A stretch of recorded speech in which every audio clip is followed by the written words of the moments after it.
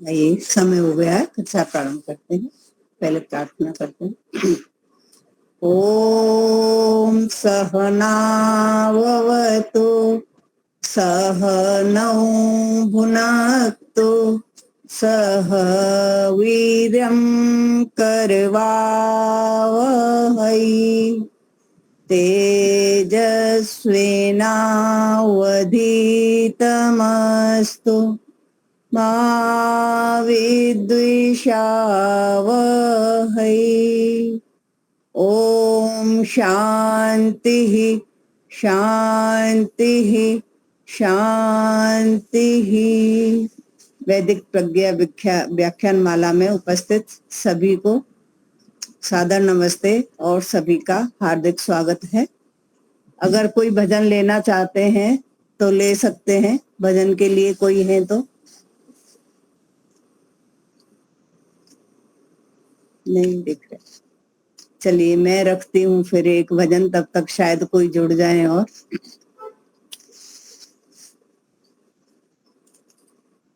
कण कण में जो रमा है, हर दिल में है समाया। कण कण में जो रमा है, हर दिल है समाया। उसकी उपासना ही कर्तव्य है बताया। उसकी उपासना ही कर्तव्य है बताया।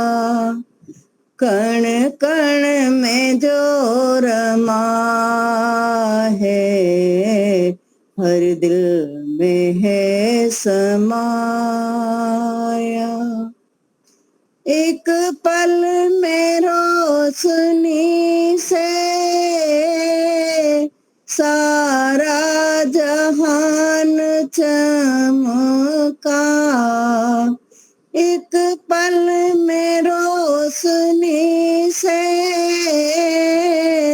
सारा जहान चमका।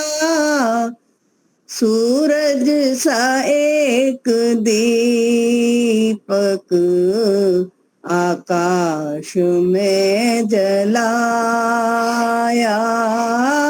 कण कण में जो रमा है, हर दिल में है समाया। कण कण में जो रमा है, हर दिल में है समाया। अब तक ये गोल धरती चक्कर लगा रही है। अब तक ये गोल धरती चक्कर लगा रही है। कितनी जाने किसी ने इसको तरकीब से घुमाया। ईश्वर ने इसको कैसी तरकीब से घुमाया। कण कण में जो रमा है, हर दिल में है समाया। उसकी उपासना ही कर्तव्य है बताया। उसकी उपासना ही कर्तव्य है बताया। देखो ये तन के पुरजे करते हैं काम कैसे। देखो ये तन के पुरजे करते हैं काम कैसे। जोड़ों के बीच कोई कब्जा नहीं लगाया। जोड़ों के बीच कोई कब्जा नहीं लगाया। कण कण में जो रमा है हर दिल में है समाया। कठपुतलियों का हमने देखा जब तमाशा। कठपुतलियों का हमने देखा जब तमाशा। छुप कर किसी ने इनको संकेत से नचाया। छुप कर किसी ने इनको संकेत से नचाया। कण कण में जो रमा है हर दिल में है समाया। उसकी उपासना ही कर्तव्य है बताया। बन कर के सबका साथी रहता है साथ सबके। बन कर के सबका साथी रहता है साथ सबके।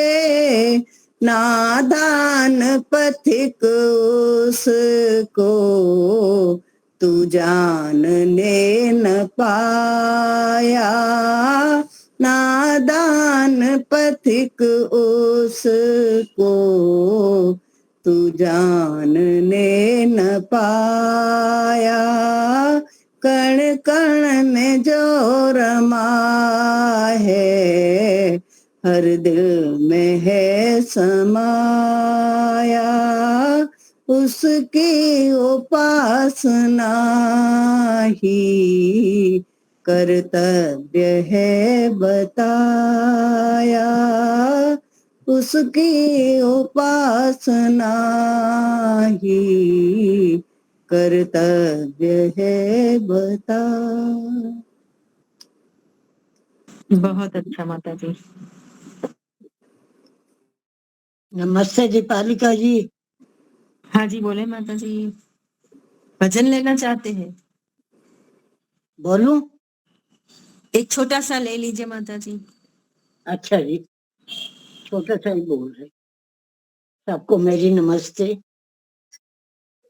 बैठा हूँ दाता तेरे चरणों में।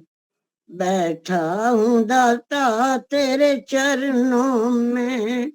मेरा स्वर्ग यही है धाम यहाँ।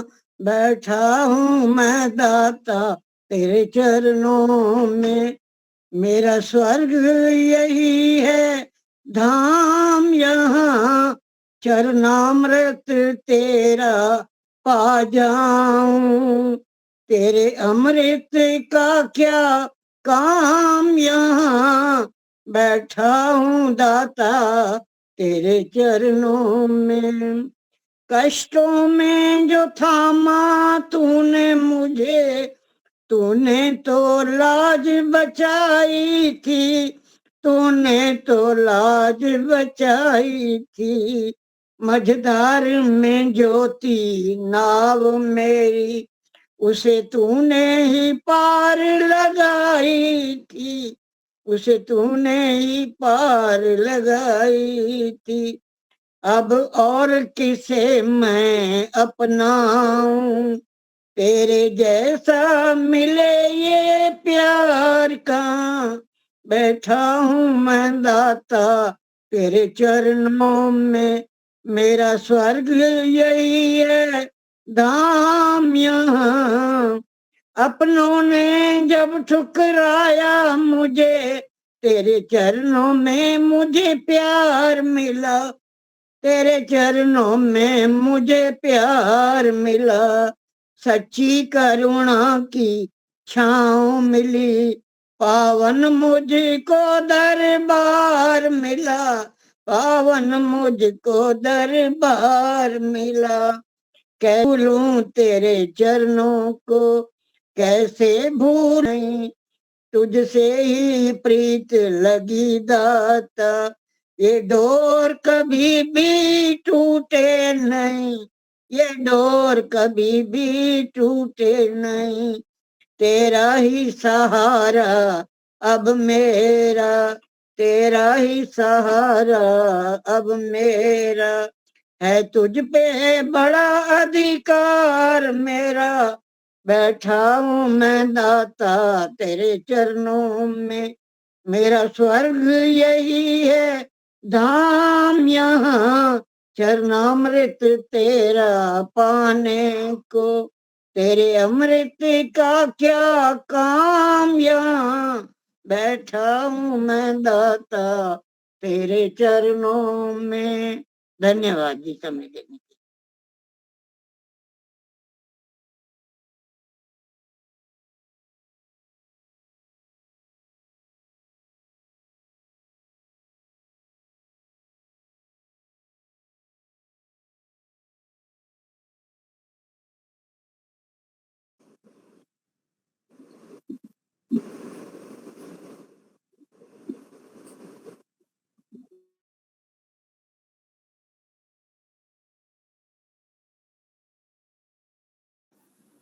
ओम ओम नमस्ते सभी को।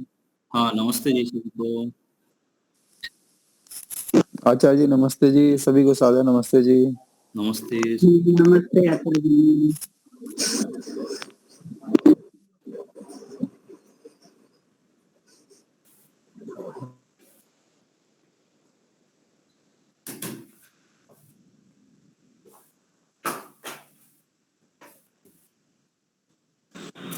हाँ जी माता जी, आचार्य जी को आमंत्रित करते हैं। आज के हमारे वक्ता हैं आचार्य रमेश जी। मैं उन्हें आमंत्रित करती हूँ, आप अपना विषय आगे बढ़ाइए। आचार्य जी नमस्ते। आचार्य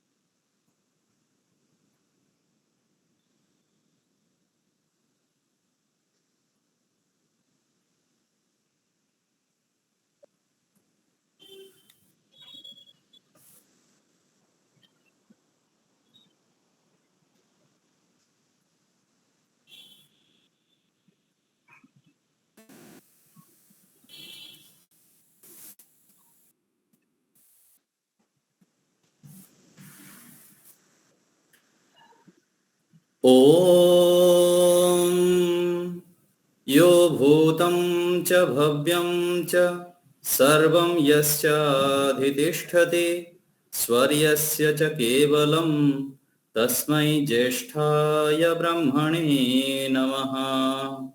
ओम शांति शांति शांति।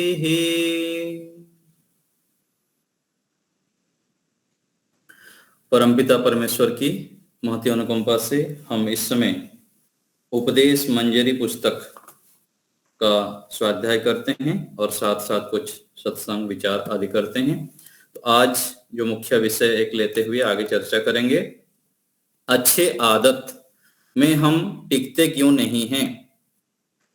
हम सब सोचते हैं कि ऐसे कोई जादू हो जाए, ऐसे कोई चमत्कार हो जाए कि हम अच्छे काम में टिक जाएं। हमारा स्वभाव, हमारा आचरण, हमारा वाणी, हमारा विचार और एक एक व्यवहार अच्छा ही हो जाए, ऋषियों की तरह, महापुरुषों की तरह हो जाए।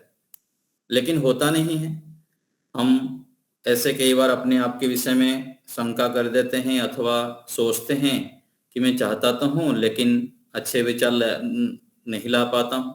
पीछे बीते हुए जो विचार है वो मेरे को बाधित करते हैं। कोई हमारे साथ अन्याय किया है, कोई अत्याचार किया है, कोई धोखा दिया है और अलग अलग प्रकार से जो कठिनाइयां, संकट आए हैं वो बार बार हमारे विचारों में आते रहते हैं। और वाणी में भी हम ना चाहते हुए भी सोचते हैं कई बार कि मैं चाहता तो नहीं हूं लेकिन क्रोध कर लेता हूं, कठोर बोल देता हूं। और व्यवहार में भी हम आलस्य, प्रमाद आदि करते रहते हैं। तो इन सबको बनाने वाले हम स्वयं हैं, यह पहले निश्चय करना पड़ेगा। जो भी हमारे पास आज है, विचारों के स्तर पर, वाणी के स्तर पर और कर्मों के स्तर पर, सभी हमारे द्वारा ही निर्माण किया गया है।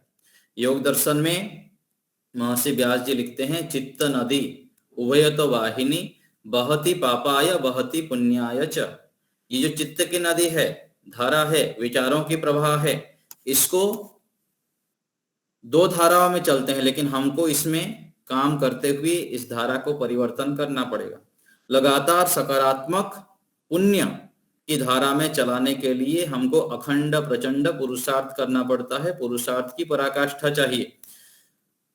सभी प्रकार की सफलता, चाहे आंतरिक सफलता हो, बाह्य सफलता हो, सफलता प्राप्त करने के लिए हम स्वयं को ही मेहनत करना पड़ेगा और लगातार मेहनत करना पड़ता है, बिना रुके, बिना थके। जब हम डट जाते हैं, लग जाते हैं, निश्चय करते हैं कि मुझको अच्छे आदतों को बनाना है और उसको स्थिर कर देना है। एक एक आदत को पूरा स्थिर करने के लिए बहुत समय लग जाता है। और मान लीजिए कोई गलत आदत बन गया, उसको दूर करने के लिए भी अत्यंत पुरुषार्थ करना पड़ता है। तो प्रत्येक चीज यहां पर अभ्यास के ऊपर टिका हुआ है। कितनी बार हम आवृत्ति करते हैं, उसका प्रभाव हमारे विचारों के ऊपर, वाणी में ऊपर और व्यवहार। कर्म करने के 3 साधन हैं, मन, वाणी और शरीर। इन तीनों के ऊपर काम करना है। और इसी क्या लिखते हैं, यन मनसा ध्यायते तद वाचा वदति, यद वाचा वदति तद कर्मणा करोति, यद कर्मणा करोति तद अभिसंपद्यते। शुरू कहां से, यन मनसा ध्यायते, जो हम मन से धारण करते हैं। इसलिए कहा गया अद्भिर गात्राणि शुद्ध्यन्ति मनः सत्येन शुद्ध्यति। सत्य आचरण जितना हम करेंगे, ईमानदार आचरण करेंगे, सबके साथ अच्छे प्रकार सत्य आचरण करेंगे, तो क्या होगा, मन शुद्ध होंगे।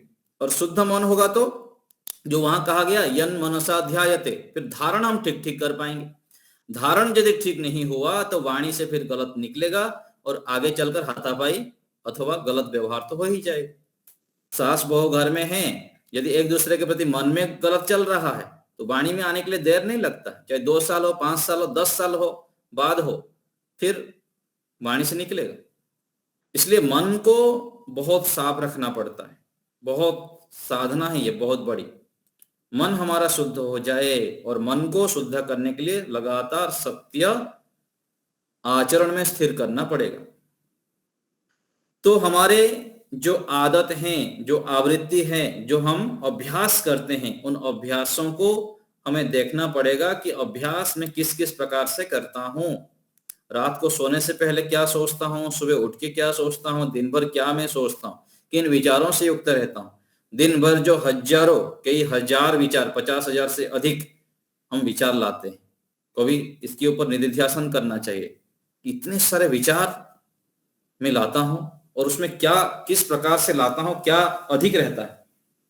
जैसे कहा गया ना, क्लिष्टा क्लिष्टा, क्लिष्ट वृत्ति और अक्लिष्ट वृत्ति योग दर्शन में आता है। तो क्लिष्ट वृत्ति यदि बढ़ जाएगा तो हमारे लिए घातक है।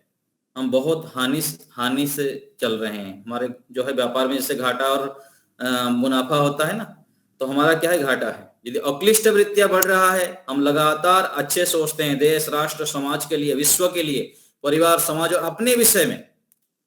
व्यक्ति जो धार्मिक व्यक्ति होते हैं अधिकांश क्या होता है, देश, राष्ट्र, समाज सभी के लिए अच्छे तो सोच लेते हैं, प्रयास करके, मेहनत करके ये तो कर लेते हैं। अपने विषय में दिव्यता से, श्रेष्ठता से, महानता से युक्त विचार अपने स्वयं के विषय में कि मैं सामान्य नहीं हूं, मैं विशेष हूं, मैं ऋषियों के संतान हूं, मैं भारत भूमि के श्रेष्ठ दिव्य आत्मा हूं, एक परमात्मा के विशेष संतान हूं, यह विचार हम स्थिर नहीं कर पाते, निश्चय नहीं कर पाते हैं इसको हम।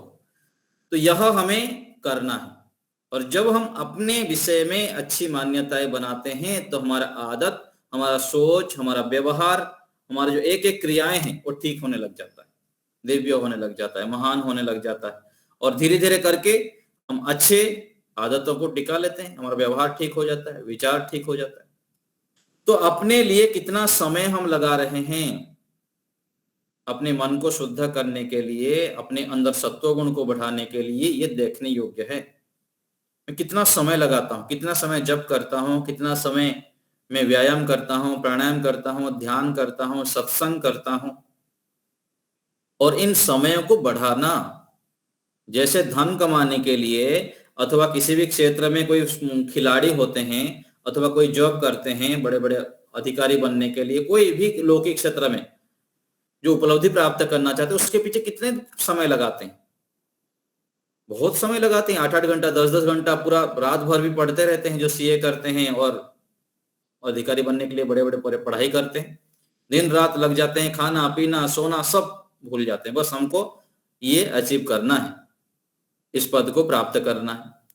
तो ऐसे ही आंतरिक क्षेत्र में भी हमको पुरुषार्थ करना पड़ता है। कई दिन तो गायब हो जाना पड़ेगा परिवार से, समाज से, तब जाके ये मन इंद्रियों के ऊपर थोड़े बहुत अंकुश कर सकते हैं, पूरा भी नहीं।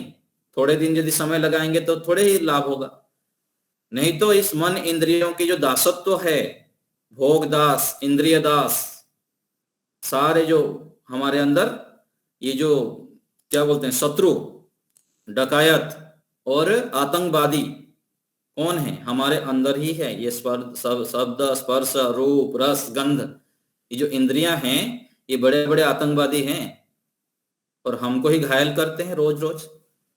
जो सावधान रहता है, सतर्क रहता है, जो संस्कारों को, सुसंस्कारों से युक्त है, माता पिता गुरुजनों की कृपा से जिनको थोड़ा बहुत पवित्रता प्राप्त हुआ है अथवा स्वयं के पुरुषार्थ से वो थोड़ी पवित्रता को अचीव किए हैं, प्राप्त किए हैं, ऐसे व्यक्ति को समझ में आता है कि मेरे ऊपर भी आतंकवादी लोग अटैक कर रहे हैं रोज। जैसे देश में अलग अलग जगह पर कैसे अलग अलग प्रकार से जो आतंकवादी है कार्य करते हैं, बड़े बड़े योजनाएं बनाते हैं, उन लोग कैसे भारत देश को नष्ट करना है, यहाँ पर कैसे गलत चीजें फैलाना है और बहुत कुछ षड्यंत्र चलाते रहते हैं सालों सालों तक। ऐसे ही हमारे अंदर भी ये जो इंद्रियां हैं हमारे, यह हर समय हावी रहते हैं और अलग अलग प्रकार से हमको खोखला करते रहते हैं। यदि सावधान सतर्क नहीं रहे तो उसके जाल में हम फंसते ही जाते हैं, शब्द में, स्पर्श में, रूप में, रस में, गंध में, कहीं ना कहीं तो है। 5 क्लेशों के बिना यहां जन्म नहीं हुआ। अविद्या, अस्मिता, राग, द्वेष और अभिनिवेश, पांचों में से कहीं ना कहीं हमारे अंदर आक्रमण है।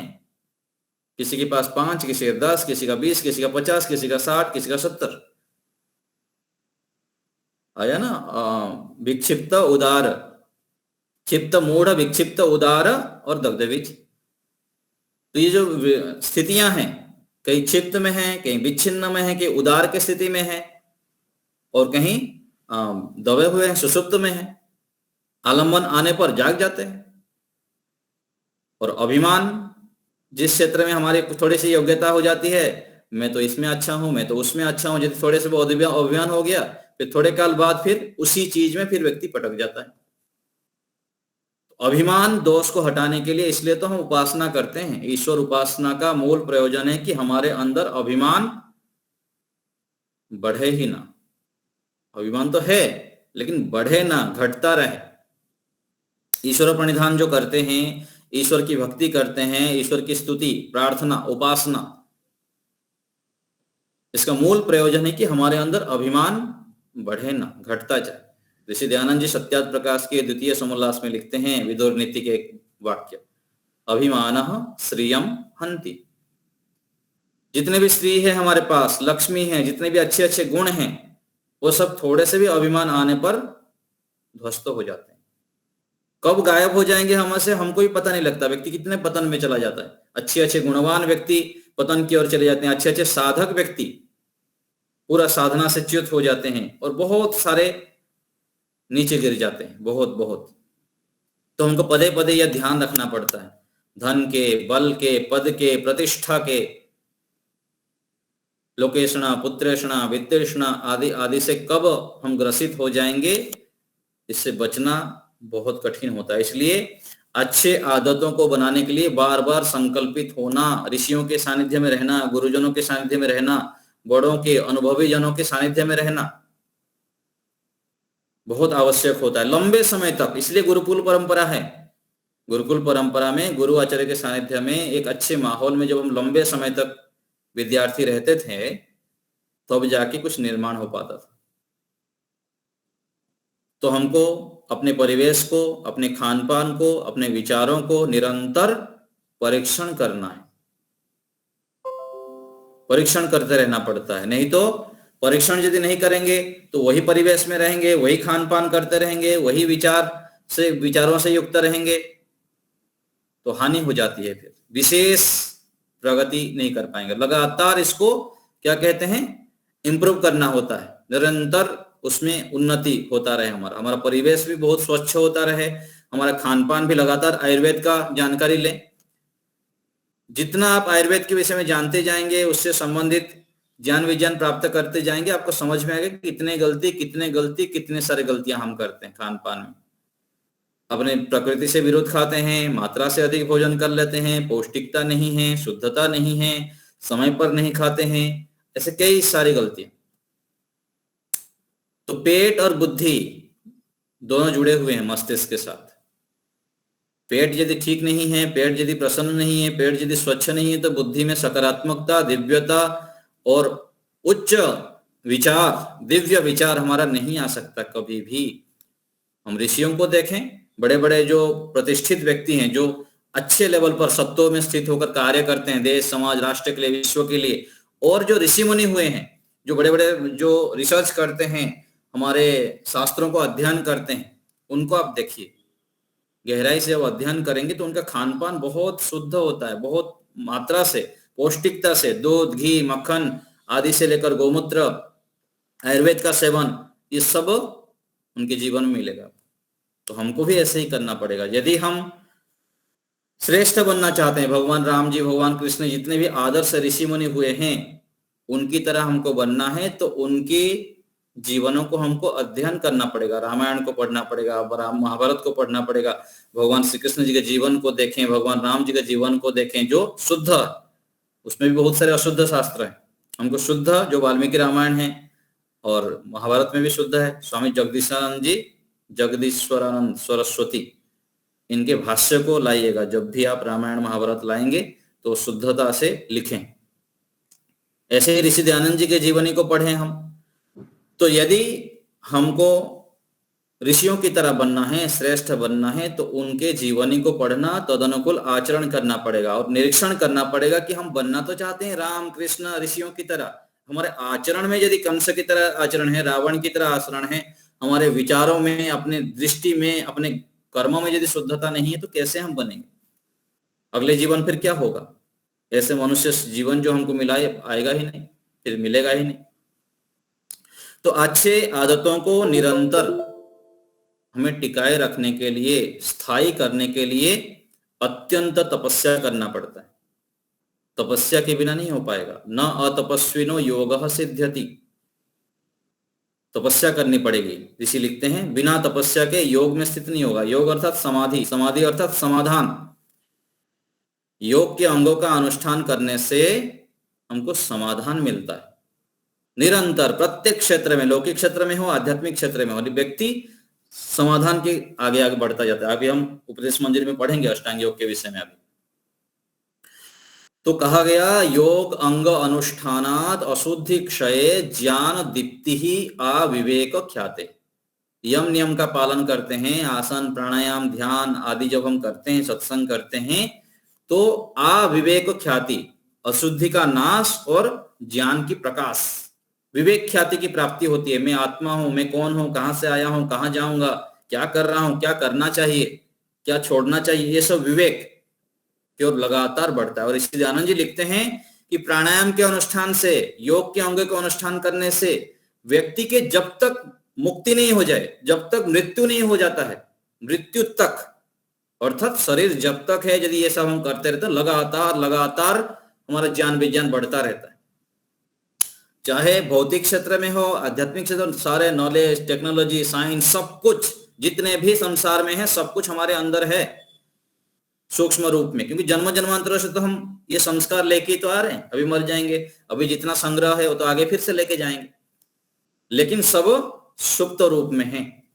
जब हम शुद्ध हो जाते हैं, पवित्र हो जाते हैं, योग के अंगों का अनुष्ठान करते हैं, तपस्या के भट्टी में अपने आप को तपाते हैं, तो हमको सारे क्षेत्र की ज्ञान विज्ञान हो जाता है, जो चाहे हमको प्राप्त हो जाता है।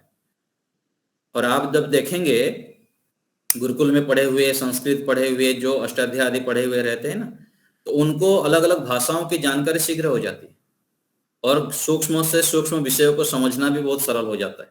क्यों? क्योंकि गुरुकुल में लगातार लंबे समय तक सात्विक भोजन रहता है, सात्विक वातावरण रहता है, दोनों समय यज्ञ करना, ध्यान करना, और संस्कृत साहित्य के ऊपर जब एक बार अधिकार हो जाता है तो सभी भाषाओं को समझने में सरल हो जाती है। चाहे तेलुगु हो, चाहे गुजराती हो, चाहे बंगाली भाषा हो, कुछ भी भाषा जो है, सारे संस्कृत के आप जब संस्कृत साहित्यों में अष्टाध्याय आदि कर लेते हैं तो समझ में आ जाता है कि सारे इस प्रकार से ही है। तो हमें हिम्मत ठानते हुए, हिम्मत को धारते हुए आगे बढ़ते रहना चाहिए। जब हम अच्छी आदतों को धारण करने के लिए चलते हैं तो बार बार गिरते हैं, बार बार फिसलते हैं, बार बार हम नीचे आ जाते हैं, फिर भी रुकना नहीं है, थकना नहीं है, लगातार हिम्मत रखते हुए आगे बढ़ता रहना है। एक श्लोक आता है, उसमें कहा गया है कि जो श्रेष्ठ व्यक्ति होते हैं कैसे होते हैं, तो कहा गया कि श्रेष्ठ व्यक्ति जो होते हैं वह फुटबॉल की तरह होते हैं, गेंद की तरह होते हैं। जैसे गेंद गिरने से फिर से उठ जाता है, ऐसे ही श्रेष्ठ व्यक्ति होते हैं। और जो दुर्जन होते हैं, जो अनार्य होते हैं, वो मिट्टी के ढेले की तरह होते हैं, गिर गया तो धड़ाम से बस जहां गिरे वहीं गिर जाते हैं। तो हमको बार बार आगे बढ़ते रहना है, जितना भी हम गिरते रहें फिर भी आगे बढ़ना, हिम्मत नहीं हारना है। और इस हिम्मत को बढ़ाने वाले कौन होते हैं? श्रेष्ठ अनुभवी व्यक्ति होते हैं, महापुरुष होते हैं, सत्संग होता है। श्रेष्ठ जो है, हम वातावरण का जब निर्माण करते हैं घर में हम दोनों समय रोज दीपक जलाएंगे, यज्ञ करेंगे, संध्या करेंगे, घर को साफ सफाई से युक्त करेंगे। और सबसे बड़ा जो घर क्या है? हमारे अंदर है। यहाँ जब हम रोज अच्छे अच्छे आयुर्वेद का सेवन करते हैं, सत्वगुण युक्त भोजन करते हैं, घर के खाना खाते हैं, रोज ओम का जप करते हैं, गायत्री का जप करते हैं, तो गजब हो जाता है। गायत्री के जप से हमारे अंदर दिव्यता बहुत अधिक आ जाता है। ऋषि दयानंद जी को देखिए, गुरु बिरजानंद जी को देखिए, और भी आज यूट्यूब में आप सर्च करेंगे, गूगल में सर्च करेंगे तो हजारों व्यक्तियों के अनुभव मिल जाएगा। चमत्कार हुआ है सबके जीवन में। और मैं भी स्वयं आपके सामने हूं, मैं भी बहुत अधिक जप करता हूं सालों से। यह अभ्यास करना है हमारा, चलते फिरते उठते बैठते यह अभ्यास हो जाए।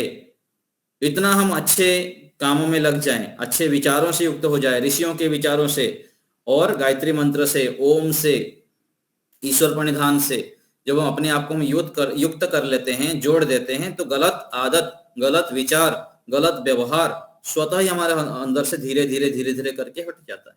सालों साल तक मेहनत करना पड़ता है। जब हम सालों साल तक बिना रुके, बिना थके लगे रहते हैं तो असंभव को हम संभव कर पाते हैं। असंभव कुछ भी नहीं रहता है, उसके लिए फिर पसीना बहाना पड़ता है, बहुत अधिक पुरुषार्थ करना पड़ता है। तो हम अनवरत लगातार पुरुषार्थ करें अच्छे आदतों को बनाने के लिए। और इससे सहायक सबसे बड़ा कौन है? ईश्वर प्रणिधान। जब हम ईश्वर के सानिध्य में रहते हैं, रोज थोड़ी देर शांत होकर बैठते हैं, एकांत में बैठ के ईश्वर से सहायता मांगते हैं, ईश्वर को धन्यवाद करते हैं, ईश्वर के द्वारा दिए हुए जो हमको साधन सामर्थ्य आदि है उनको स्वीकार करते हैं। जैसे यहाँ पर कोई हमको थोड़ा बहुत सहयोग करता है तो कितने बार हम धन्यवाद करते हैं। तो दिन भर विचार करिए, रात को सोने से पहले अथवा सुबह उठकर इतना तो कर सकते हैं, प्रभु आपका बहुत बहुत धन्यवाद। और इसको फिर बढ़ाते बढ़ाते दिन भर ईश्वर प्रणिधान का स्वरूप जो ऋषियों ने गुरुजनों ने बताते हैं कि प्रत्येक कार्य के प्रारंभ में ईश्वर को धन्यवाद करना कि प्रभु आपकी कृपा से ये कार्य सफल हो जाए। फिर बीच में भी याद करना, फिर काम होने के बाद फिर धन्यवाद करना। और अंत में क्या कहा गया? तत्फल संन्यासो व, ऋषि लिखते हैं जो भी हमको कार्य सिद्ध हुआ इसका फल क्या करना है? प्रभु आपकी कृपा से हुआ, इसका फल मुझको आप में प्रीति हो जाए और आपकी ओर मेरी रुचि हो, मोक्ष मिले मुझको, मैं सत्मार्ग पर बढ़ता रहूं, ये मुझको चाहिए। धन मान प्रतिष्ठा अथवा अपने शत्रुओं को दंड मिले, शत्रुओं को हानि हो जाए, ऐसे कुछ भी भावना नहीं रखती। मेरे बेटे का नौकरी लग जाए, अलग अलग प्रकार से जो याचना करते हैं ये नहीं करनी। बुद्धि ठीक रहे, प्रभु मेरी बुद्धि ठीक रहे, मैं सन्मार्ग पर चलता रहूं, हमारे परिवार के सभी के बुद्धि ठीक रहे और संसार के सभी लोग ठीक मार्ग पर चले। एक प्रार्थना में किसी पुस्तक में पढ़ा था बहुत सालों पहले, उसमें लिखा हमको सद्बुद्धि दीजिए, शक्ति दीजिए, आरोग्यता दीजिए, हम सभी अपने अपने कर्तव्यों का पालन करें और श्रेष्ठ मार्ग पर चलते रहें। सद्बुद्धि दीजिए, शक्ति दीजिए और आरोग्यता दीजिए, हम अपने कर्तव्यों का पालन करते रहें। ये ईश्वर से प्रार्थना करना चाहिए कि प्रभु मेरा जो कर्तव्य है मैं उसको याद रहे, मैं ऋषियों के संतान हूं, मैं आपके संतान हूं, आपने मुझे इतने बढ़िया शरीर दिए हैं और इस शरीर से क्या करना है? संसार के उपकार के लिए लग जाना है। जैसे समिधा है, यज्ञ में हम समिधा चढ़ाते हैं ना, समिधा क्या करता है? अपने आप को स्वयं सुखे होकर स्वयं अपने को भस्मीभूत कर कर वह संसार को प्रकाश देता है, अच्छे सुगंधि फैलाता है। यदि समिधा ना हो तो हम यज्ञ कैसे करेंगे? तो हम समिधा बन जाए। भगवान मेरा जीवन संसार के लिए हो, यह जिंदगी हो लेकिन उपकार के लिए हो। तो यह संकल्प के साथ हम जब जीते हैं तो ईश्वर की कृपा से बहुत अधिक हमारे अंदर दिव्यता, श्रेष्ठता आने लग जाता है। यह क्या है?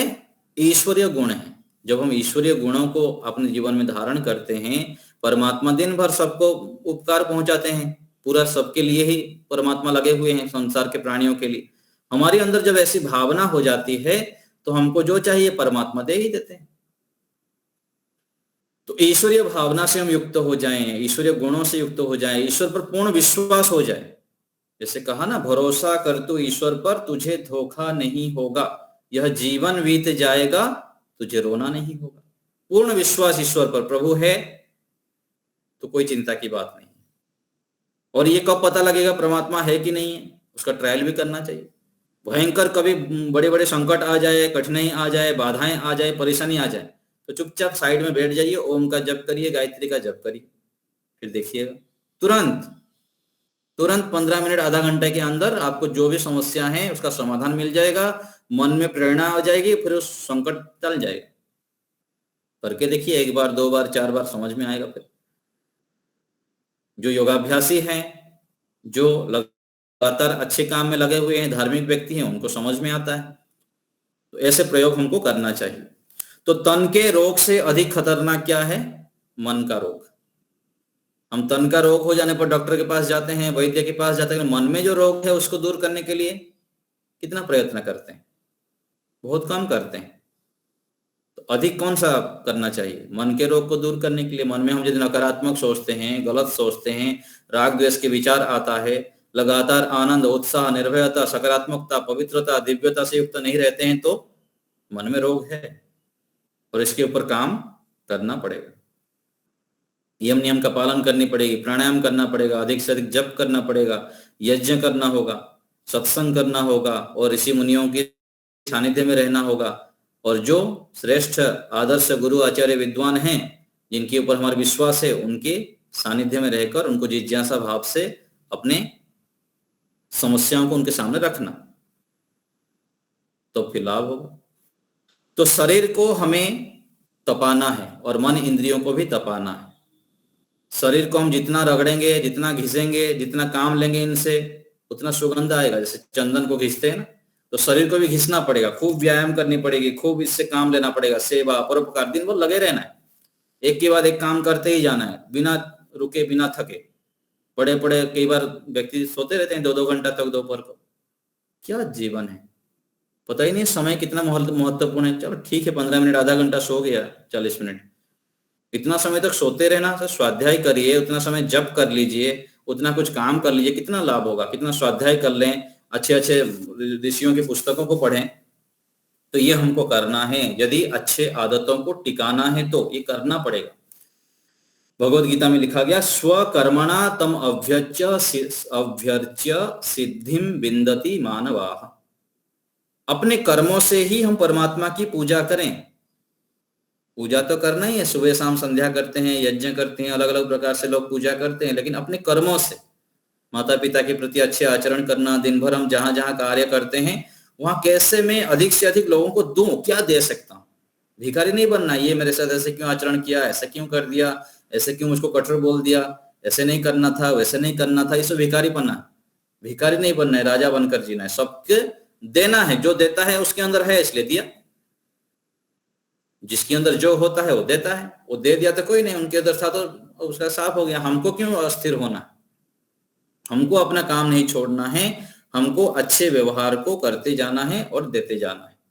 तो आंतरिक योग्यता को बढ़ाते रहना है लगातार ईश्वर की कृपा से, और पूर्ण पुरुषार्थ जब हम करेंगे तो बहुत अधिक हमारे अंदर आंतरिक योग्यता आएगी, आध्यात्मिक योग्यता बढ़ेंगे। हमारे जो ऊर्जा है, ओरा है, हमारे अंदर सत्यों में प्रतिष्ठित हो जाएंगे, ऋतंभरा प्रज्ञा को प्राप्त कर लेंगे, सत्य को हम समझ पाएंगे, निर्णय ठीक ठीक कर पाएंगे।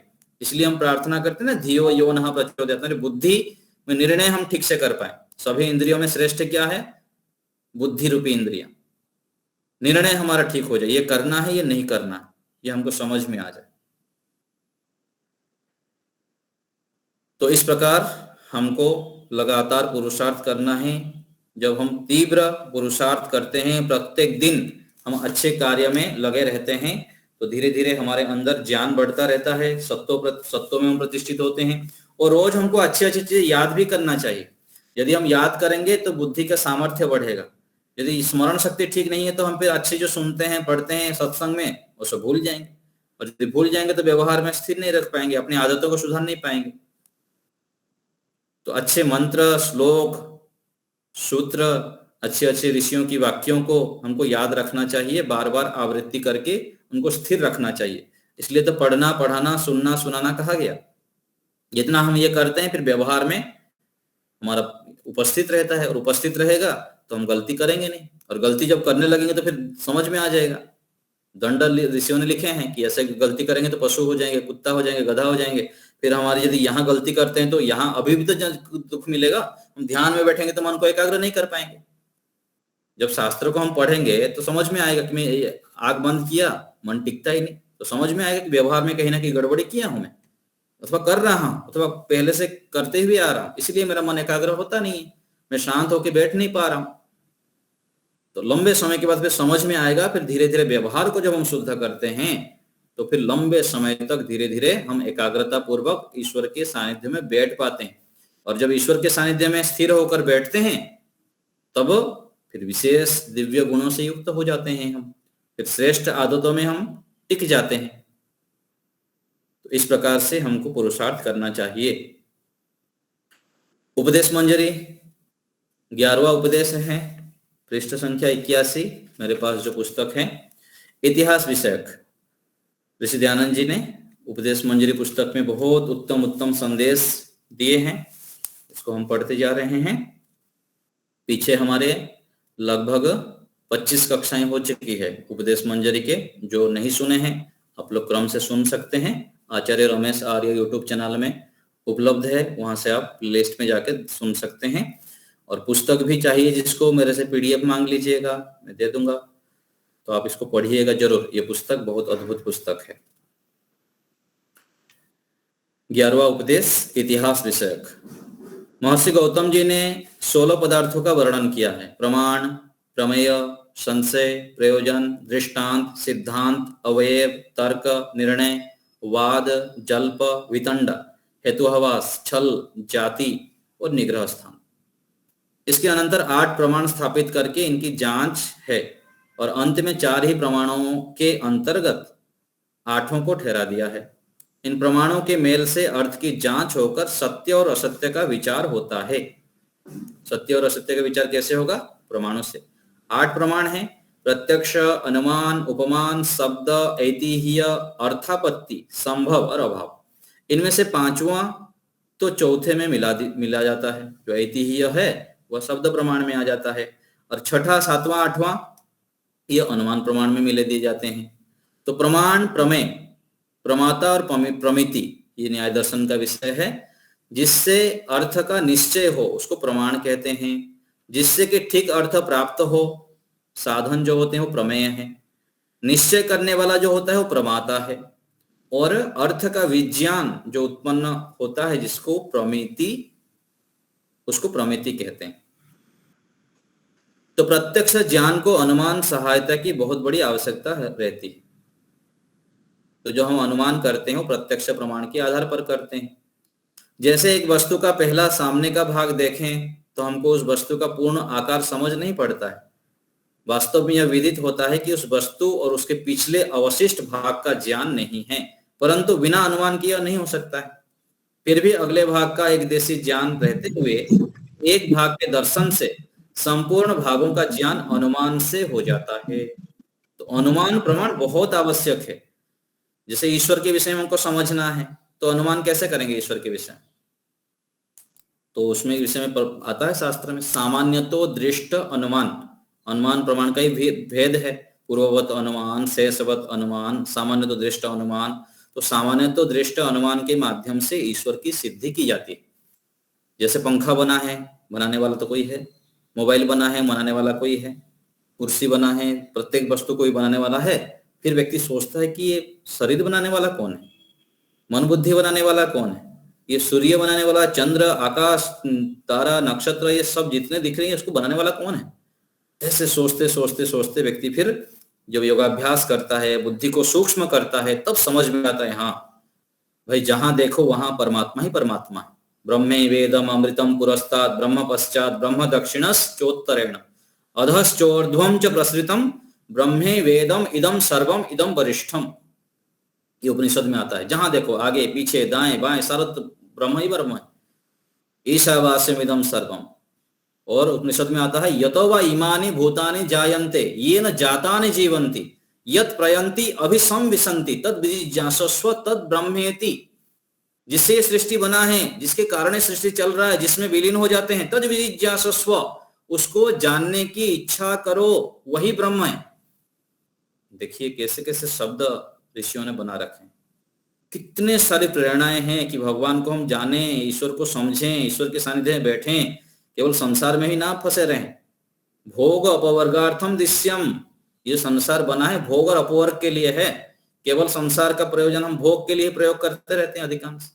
अपवाद रूप में हम लोग कुछ व्यक्ति हैं सौभाग्यशाली कि हमको ये सब जानने को सुनने को मिला है, हम थोड़े थोड़े आगे बढ़ रहे हैं, लेकिन इतने में काम नहीं चलेगा, हमको बहुत अधिक पुरुषार्थ करना होगा। तो कोई कोई यह शंका करते हैं कि प्रमाण पहले या प्रमेय पहले। उत्तर यह है कि दोनों एक समय में होते हैं। इस पर यदि यह प्रश्न उठाया जावे कि दो वस्तुओं का ज्ञान एक बार जिसमें पैदा ना हो, यही तो मन का पहचान है। तो न्याय दर्शन में कहा गया है कि मन में एक बार में एक ही ज्ञान होता है, फिर दो वक्त कैसे अब लिख दिए, ये प्रश्न हो गया। फिर इसमें एक ही समय प्रमाण और प्रमेय का ज्ञान क्यों हो सकता है? तो इसका उत्तर यह है कि यह प्रश्न प्रमाण और प्रमेय पर नहीं हो सकता। दूसरी जगह पर तो समझ में आता है कि हम देख रहे हैं तो एक समय में देखने का ही ज्ञान होता है। ऐसे बना रखे हैं इंद्रियों को तो जल्दी जल्दी परिवर्तन हो जाता है, लेकिन एक समय में हम एक ही चीज को जानते हैं अच्छे से। क्योंकि दूसरे के ज्ञान के लिए जो प्रमाण होता है वो अपने ज्ञान की दृष्टि से प्रमेय भी होता है।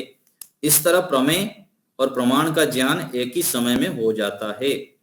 जैसे दीपक की तरफ देखो तो वह दूसरी वस्तु का प्रमाण है, उजाला होने पर दूसरे वस्तु दिखाई देता है। अर्थात देखने वाला और स्वयं वह प्रमेय है, परंतु दोनों बातें एक ही समय में होता है।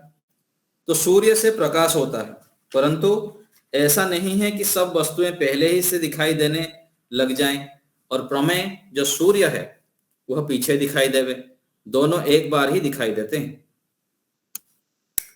तो ये विषय थोड़ा सा कठिन हो सकता है, बाकी विस्तार से तो भी न्याय दर्शन आप पढ़ेंगे तो समझ में आएगा। तो प्रमाण अर्थात जिससे हम जानते हैं, प्रमेय अर्थात जो साधन होते हैं, जैसे हम आंख से किसी चीज को देखते हैं तो आंख क्या हो गया, प्रमेय है और प्रमाण भी है, साधन भी बन रहा है और हमको दिखा भी रहा है। साधन के माध्यम से हम साध्य को देख ही रहे हैं, प्रत्यक्ष प्रमाण हो रहा। अब गौतम के विचार के अनुसार एक सत्य ही धर्म है। गौतम ऋषि ने शास्त्रों पर विचार करने वाले हम नए लोगों का बड़ा उपकार किया है। इस समय एक प्रकार वाक्छल धोखा मच रहा है। इस वाक्छल की तारीफ गौतम ने भली भांति की है। तो वाक्छल क्या है? अपना प्रयोजन प्राप्त करने के लिए बोलने वाले के प्रयोजन की विरुद्ध अर्थ की कल्पना करना वाक्छल है। तो कई बार हम किसी को पूछते हैं ना कि आपके अंदर ये दोष है, तो क्या बोलता है? तुम्हारे अंदर भी तो दोष है, ऐसे बोल देते हैं। किसी को आप दोष बताएं कि आपने ऐसे क्यों किया, आप भी तो करते हैं ऐसे। तो पहले दोष को स्वीकार तो कीजिए आप मेरे अंदर तो है, मुझको पता है, लेकिन आप तो पहले जो है उसको स्वीकार कर, ठीक है मेरे अंदर है, मैं सुधार करूंगा, ऐसे बोलना चाहिए। लेकिन ये हम तुरंत हमारे अंदर अधिकांश ये बैठ गया है। कहीं भी कोई हमको दोष दिखा दिया ना तो उसका तुरंत दोष दिखाई देगा। तुम क्या दूध से धुले हुए हो क्या, ऐसे बोलने लग जाते हैं। तो ऐसे क्या है, ये सब वाक्छल है, ऐसे नहीं बोलना चाहिए। दोष जो है स्वीकार करना है और फिर उसका स्पष्टीकरण करना है। तो उदाहरण दे रहे हैं, इस वाक्य में जो शब्द नव है इसको दो अर्थ हैं। एक संस्कृत में वाक्य है कि नव कंबलो अयम मानवकः। तो ये जो वाक्य संस्कृत में बोला गया, तो ये नव जो शब्द है ना, इसके दो अर्थ है। एक नया को भी नव बोलते हैं और दूसरा नौवा, 9 संख्या जो उसको भी बोलते हैं। तो अपने अर्थ के अनुसार बोलने वाले के अर्थ के विरुद्ध जो अर्थ लिया जावे तो ये वाक्छल कहलाएगा। उसका तो अर्थ क्या था, ये कंबल नया बोले हैं तो समझ लिया 9 कंबल थोड़ी है, ये तो एक ही कंबल है। ऐसे यदि कोई बोल दिया तो क्या है, यह वाक्छल है। तो गौतम ऋषि ने जाति व व्यक्ति और आकृति इन्हीं का भली भांति विचार किया है। तो न्याय दर्शन में बहुत विस्तृत रूप में इन सब के विषय में वर्णन है। तो समान प्रसवात्मिका जाति ही, इस सूत्र के अनुसार जाति शब्द का उच्चारण इस प्रकार होना चाहिए कि मनुष्य जाति, पशु जाति आदि। और जो जाति का अर्थ प्रकार या भेद करके एक ही वस्तु के भेद का किया जाता है, इसको गौतम के सूत्र में कोई सहायता नहीं मिलती। तो जाति अर्थात मनुष्य जाति, पशु जाति, ऐसे पूरा लिया जाता है। श्रवण, मनन, निधिध्यासन का विचार योग शास्त्र में किया है, योग दर्शन में। मीमांसा दर्शन में धर्म और धर्मी के लक्षण कहे गए हैं। कणाद ऋषि के वैशेषिक दर्शन में द्रव्य और गुण का यथार्थ विचार किया गया है। गौतम के शास्त्र में, गौतम ऋषि के जो न्याय दर्शन है उसमें वर्णन किया गया है, प्रमाण और प्रमेय पर विचार किया गया है। तो इन तीनों मीमांसा, वैशेषिक, न्याय शास्त्रों ने मानो श्रवण मनन साधना की ही द्वार बनाया है। अब श्रवण मनन के आगे एक ही सीढ़ी है, अर्थ साक्षात्कार करना। इस विषय पर योग शास्त्र में वर्णन किया गया है। तो ये जो दूसरे शास्त्र है ना, ये तो थियोरिटिकल में बताते हैं। जो है प्रैक्टिकली जो है सीधा जो क्रियात्मक पक्ष है वो क्या है, योग दर्शन। चित्त की वृत्तियों का निरोध करने से अविद्या की निवृत्ति से ज्ञान बढ़ता है। तो हम चाहे कितने पढ़े हुए हैं, कम पढ़े हैं, अधिक पढ़े हैं, जहां भी है वो ज्यादा महत्व नहीं रखता। यदि हम चित्त को, वृत्तियों को निरोध करेंगे और अविद्या की निवृत्ति करेंगे तो क्या होगा, हमारे अंदर बहुत अधिक ज्ञान बढ़ता ही जाएगा, बढ़ता ही जाएगा। और बहुत सारे आज महापुरुष देख सकते हैं, बहुत आजकल काम करते हैं समाज में। लौकिक पढ़ाई तो इतना किए नहीं, लेकिन आध्यात्मिक क्षेत्र में अथवा पूरा भौतिक क्षेत्र में बहुत बड़े बड़े कार्य करते हैं, ऐसे भी मिलते हैं। तो परंतु निवृत्ति किस प्रकार की होनी चाहिए, इस पर विचार होते हुए विदित होना चाहिए कि सब बाहरी वस्तुओं का ज्ञान होते हुए भी मन बाहर खींचा हुआ ना रहे। ये क्या है, वास्तविक उन्नति नहीं है। बाहरी बहुत सारे आप रिसर्च कर दिए, टेक्नोलॉजी कर दिए, परमाणु बम बना दिए, ये क्या उन्नति है? ये सब तो करना ही, लेकिन साथ साथ मन शांत रहे, मन अपने नियंत्रण में रहे। बाहरी ज्ञान वर्तमान होते हुए अंतर्मुख स्थिर रहना, इसी का नाम निवृत्ति है। जैसे कोई एक नदी का बहाव बंद कर देवे तो पानी पूर्ण रूप से भर जाता है। इसी प्रकार बाहरी विषयों से चित्त को हटाने में स्वयं दृढ़ता उत्पन्न हो जाती है। यह योग शास्त्र का एक सिद्धांत है कि बाहरी विषयों में आसक्त ना रहे। इसके लिए एकांत स्थान में बैठकर समाधि लगानी चाहिए। कारण यह है कि एकांत में बैठने से बाहरी विषयों से चित्त निवृत्त हो सकता है, परंतु नित्य प्रति एकांत में रहने से लाभ नहीं होगा। कोई किसी को ज्यादा ज्ञान नहीं है, केवल एकांत में बैठ जाए तो नहीं होगा, इसको भी स्पष्ट कर दिए। मुख्य कर एकांत में रहने से भी ज्ञान नहीं होता, सत्संग से ही ज्ञान प्राप्त होता है। तो सत्संग भी चाहिए, शास्त्रों का अध्ययन भी चाहिए, तब जाके एकांत में रहने से लाभ होगा। आज बहुत सारे जाके हिमालय में बैठ जाते हैं, गंगोत्री में, फिर आके व्यवहार में जब उतरते हैं तो फेल हो जाते हैं, गलत व्यवहार करते हैं। तो योग शास्त्र का उपाय ईश्वर के साक्षात्कार करने पर है। तो तदा द्रष्टुः स्वरूपे अवस्थानम, इसमें दृष्टा से अभिप्राय ईश्वर है। योग का फल क्या है? आत्मा परमात्मा में स्थित हो जाना, ईश्वर का साक्षात्कार हो जाना, ईश्वरीय गुणों में स्थित हो जाना। योगी विभूति को शुद्ध करता है, वह योग शास्त्र में लिखा है। अणिमा आदि विभूतियां हैं, विभूतियां तीसरे पाद में लिखा है योग दर्शन के। ये योगी के चित्त में पैदा होती है। सांसारिक लोग जो यह मानते हैं कि योगी के शरीर में पैदा हो जाती है, जैसे हनुमान जी बड़े बन गए, लघु बन गए, ऐसे सोचते हैं कि ऐसे सिद्धियां होता होगा। ऐसा नहीं। अणिमा का अर्थ है यह है कि योगी का चित्त छोटी से छोटी वस्तु का विशेष सूक्ष्म होकर नापने वाला हो जाता है। इसी प्रकार बड़े से बड़े पदार्थ को भी विशेषकर बड़ा होकर योगी का मन घेर लेता है, उसे गरिमा कहते हैं। मतलब बड़े से बड़े समस्या आने पर भी समाधान कर लेता है और छोटी से छोटी गहरी चीजों को भी सूक्ष्म रूप में समझ लेता है योगी। ये मन के धर्म है, शरीर में इनकी शक्ति नहीं है। इस तरह पर श्रवण मनन निधिध्यासन साक्षात्कार हो जाने से निसंदेह स्पष्ट ज्ञान प्राप्त हो जाता है। तो ये सब शास्त्रों का ज्ञान आवश्यक है। दर्शन आदि पढ़ना चाहिए। ऋषि दयानंद जी के सत्यार्थ प्रकाश, व्यवहार भानु, दिव्यादि भाष्य भूमिका, वेद भाष्य, इन सबको जब हम लगातार पढ़ते रहते हैं, सुनते रहते हैं, उनका निरीक्षण करते रहते हैं, तब हमको समझ में आता है संसार क्या है, संसार की वास्तविकता क्या है, हमारा जीवन क्या है, किस प्रकार से हमको आगे बढ़ना चाहिए, आदि आदि विषय में। तो इसको हमको लगातार बनाए रखना है। प्रत्येक दिन सुनना, पढ़ना, ध्यान करना, अच्छे खान पान करना, इन सबको छोड़ना नहीं है। धैर्य पूर्वक लगे रहना है। साधक व्यक्ति के बारे हताश निराश हो जाता है, मैं इतने साल से कर रहा हूं, कुछ लाभ तो नहीं हो रहा। तो ऐसे नहीं सोचना चाहिए। लाभ हो रहा है, जरूर हो रहा है। निरंतर हम आगे बढ़ते रहते हैं, हमको पता नहीं लगता है। लाखों हजारों व्यक्तियों से, करोड़ों व्यक्तियों से हम बहुत आगे हैं। तो ऐसे विश्वास बनाते हुए लगातार आगे बढ़ते रहना चाहिए। ठीक है, और कोई बात, किसी को कुछ पूछना है?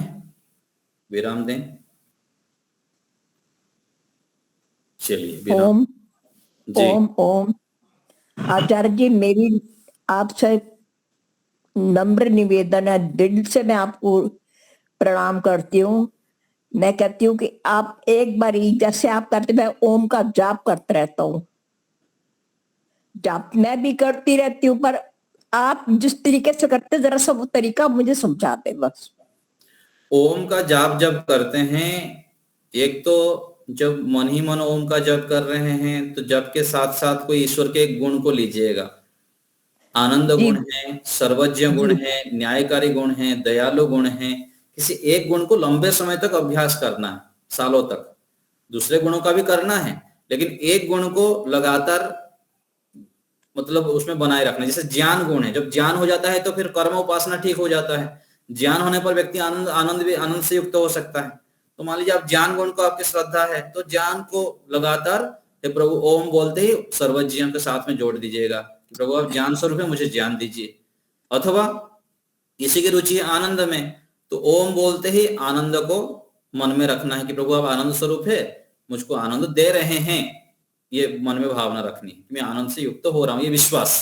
और जैसे हम गहरी श्वास भर के ओम का उच्चारण करते हैं, उद्गीत करते हैं, तो वहां पर भी ऐसे करना है। आंख बंद करते ही जब श्वास भरे, तो श्वास भरते ही उस गुण को लाना है। ओम सर्वज्ञ, ओम सर्वज्ञ, ओम सर्वज्ञ, अथवा ओम आनंद, ओम आनंद, इस गुण को मन में लाना है। जब गहरी श्वास लेके करते हैं तो फिर ओम का जब उच्चारण कर रहे हैं तो मन में भी चलता रहेगा, ओम सर्वज्ञ सर्वज्ञ सर्वज्ञ, ऐसे धीरे धीरे सूक्ष्म रूप में, ज्यादा जल्दी जल्दी नहीं। और जब शांत हो गए, ओम के उच्चारण के बाद शांत हो रहे तो तब भी मन में ऐसे विचार करना है कि मैं ज्ञान स्वरूप परमात्मा के अंदर स्थित हूं और परमात्मा के गुणों से युक्त हो रहा हूं। यह अभ्यास करनी है। ऐसे ही गायत्री मंत्र में भी इस प्रकार से ही करना चाहिए कि गायत्री मंत्र के पूरा उच्चारण के समय आप अर्थ भी विचार करते हुए कर सकते हैं, अथवा मुख्य दो ले लेंगे, प्रभु आप क्लेशों को भस्म करने वाले हैं, दुर्गुणों को दूर करने वाले हैं, कर रहे हैं, और मुझको श्रेष्ठ गुणों से युक्त कर रहे हैं, मेरे बुद्धि को पवित्र कर रहे हैं। तो अर्थ को जोड़ देना है। तो ये क्या हुआ, ऋषियों के वाक्यों के अनुसार तद्जपस तदर्थ भावनम, जब करना है क्या, अर्थ भावना पूर्वक।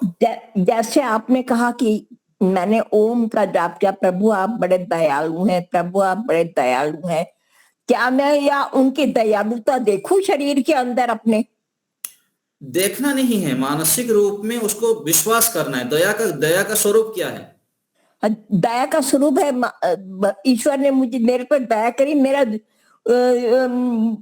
रोग दूर हो गया, मैं 10-12 महीने से बिस्तर पे हूँ, मैं अब ठीक हूँ, पहले से मैं ठीक हूँ। अभी आप सुन पा रहे हैं, देख पा रहे हैं, बोल पा रहे हैं, ये भी तो बहुत बड़ी दया है। बहुत बड़ी दया, करोड़ों से अच्छी हूँ। तो जो दया परमात्मा ने किए हुए हैं, अच्छी सेवा हो रही है जी, जो किए हुए हैं परमात्मा, उसको लेकर पूरा समर्पित हो जाना कि प्रभु आपने बहुत बहुत बहुत महान है, बस समर्पित हो जाना। जब ये समर्पित हो जाता है व्यक्ति शांत हो जाता है, बस स्वीकार हो जाता है, स्वीकार्य। जैसे बोलते हैं ना, पिताजी मुझके लिए, मेरे लिए ये ले आइए, ले गाड़ी, मेरे लिए साइकिल ले आइए, साइकिल ले आइए, ये परमात्मा स्तुति करते हैं, पिताजी आप बहुत अच्छे हैं, बहुत मेरे सेवा किए हैं, मुझको बहुत कुछ दिए हैं, आप मेरे लिए एक साइकिल ले आए ना, साइकिल ले आए ना। तो जो गुणगान कर रहे हैं, आप बहुत अच्छे हैं, मेरे लिए सब कुछ किए, स्तुति हो गया। और प्रार्थना, मेरे लिए ले आइए एक साइकिल, ले आइए। जब साइकिल सामने आ गया तो व्यक्ति शांत हो गया, बिल्कुल आ गया, बस ये उपासना है। तो ऐसे ही दयालु है परमात्मा, आप दयालु हैं, आप इतने संसार के लोगों के ऊपर दया कर रहे हैं। ये जो हम गुणगान कर रहे हैं, स्तुति है। और प्रार्थना के प्रभु आप दयालु हैं, मुझे मेरे पर दया कीजिए। दया तो आप बहुत कुछ किए हुए हैं, लेकिन और भी मेरे ऊपर यह दया करिए कि मैं इस प्रकार से स्थिति को प्राप्त करूं, जो भी आप चाहते हैं। ये प्रार्थना हो गया। और फिर अंत में बिल्कुल शांत हो जाना है कि प्रभु की दया मेरे ऊपर बरस रहा है, बरस रहा है, बरस। जैसे बारिश में हम भीग रहे हैं, ऐसे ही परमात्मा की बारिश में भीग रहा हूं, उनके दया की पूर्ति में। जैसे सूर्य के पास हम खड़े हो गए तो उष्णता की थोड़ी आवश्यकता होती है कि कहीं सूर्य का प्रकाश तो आ ही नहीं रहा है, गर्मी तो नहीं मिल रही। अग्नि के सामने हम बैठ गए तो उष्णता तो आ रही है ना। तो इस उष्णता को, जैसे अग्नि के सामने बैठने से उष्णता मिल रही है, सूर्य के सामने बैठने से तेज मिल रहा है, बारिश में भीगने पर जैसे होता है, उसको बिल्कुल शांत होकर अनुभव करना। अच्छा, ठीक है ना, बिल्कुल। और ये लगातार अभ्यास करते जाएंगे, करते जाएंगे, करते जाएंगे, परमात्मा की कृपा से ये फिर प्राप्त हो जाएंगे जरूर। ईश्वर आपको दीर्घायु प्रदान करे, कीर्ति प्रदान करे। ठीक है, बहुत अच्छा लगा। और काफी दिन से मन में था, जब तो सारा दिन ऐसे माला लेके पड़ी रहती हूँ, परंतु जैसे आप कहते हैं फिर कहती हूँ अच्छा तो हो नहीं रहा मुझे, मैं ठीक तो हो गई हूँ, इसमें मैं वो नहीं करती कि मैं ठीक हो ना हो, आपके संस्कार अच्छे बन रहे हैं, आप सत्संग में रुचि है, भगवान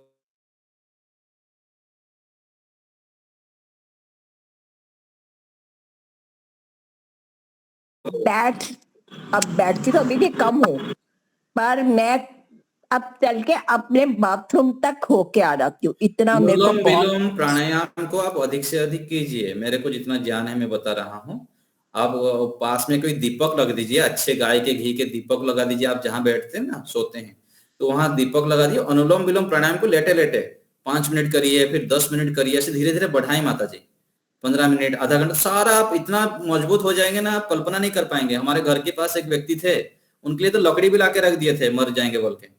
इतना स्थिति खराब हो गया था उनका। घर के लोग निश्चित भी कर लिए थे कि ये बचेंगे नहीं, लेकिन उनको प्राणायाम रहस्य पुस्तक मिला, फिर वो रोज करने लगे, फिर ठीक हो गए, पूरा दौड़ने लग गए।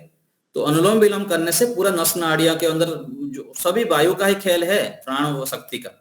तो अब धीरे धीरे करके एक हाथ में थक जाएंगे तो दूसरे हाथ में करिए, तो अधिक से अधिक बढ़ाएं तो पूरा ठीक हो जाएंगे, बिल्कुल ठीक हो जाएंगे। अब हाथ ठीक हो गया, ये ठीक है। हाँ, जितना पहले भी ठीक है ऐसे उसमें था, करते रहे। ऐसे।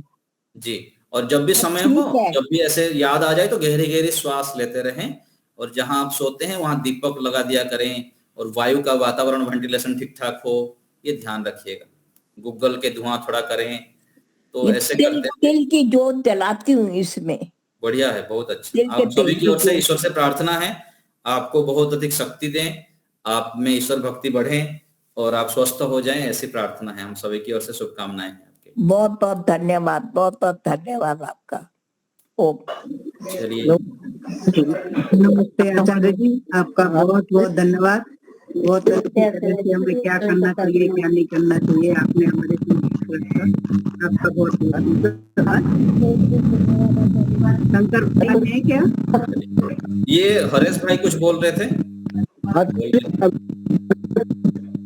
बाकी लोग थोड़ा म्यूट करिए। शीला माता जी,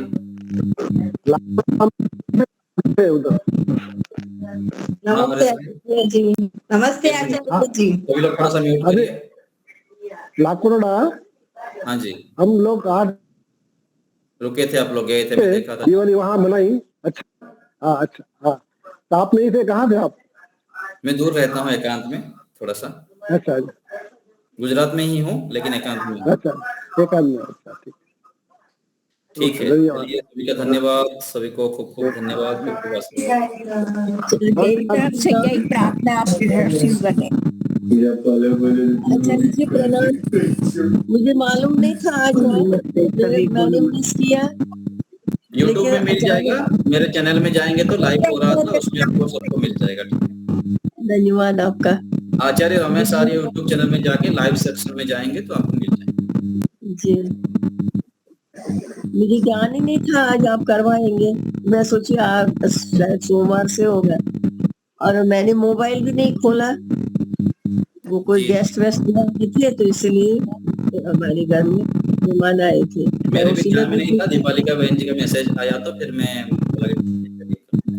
हाँ जी, इनका छुट्टी चल रहा बहुत होगा अच्छा। राष्ट्रीय महासम्मेलन में, जितना सब भी चले। जितना भी सुन लिया बहुत अच्छा लगा, बहुत सुकून मिला, बहुत बहुत बढ़िया। स्वस्थ रहिए आप भी, हम लोग को भी आशीर्वाद दीजिए। जी, सबके लिए आशीर्वाद। चलिए, शांति पाठ शंकर प्रसाद जी कर लेंगे। आवाज आ रही है? हाँ शंकर भाई, कराइए आप शांति पाठ करें।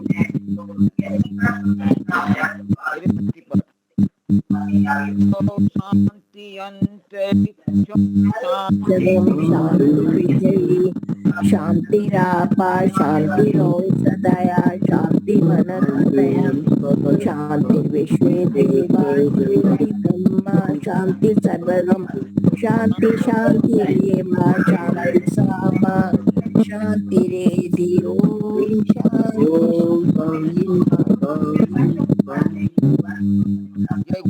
जो बोले सो अभय। सत्य सनातन वैष्णव